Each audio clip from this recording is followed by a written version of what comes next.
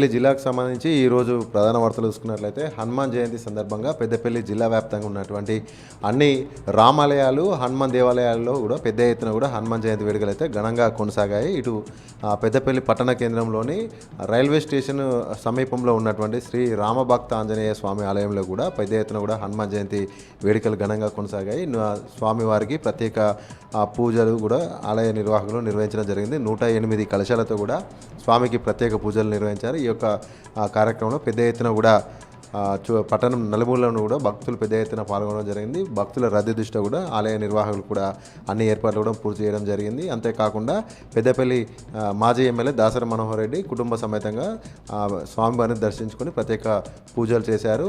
పెద్దపల్లి పట్టణంతో పాటు తెలంగాణ రాష్ట్ర ప్రజలంతా కూడా సుఖ సంతోషాలతో వర్ధిల్లాలి, ఆ స్వామివారి యొక్క కృపా కటాక్షాలు అందరిపైన ఉండాలంటూ కూడా ఈ సందర్భంగా దాసరి మనోహర్ రెడ్డి కాంక్షించినట్లుగా వెల్లడించారు.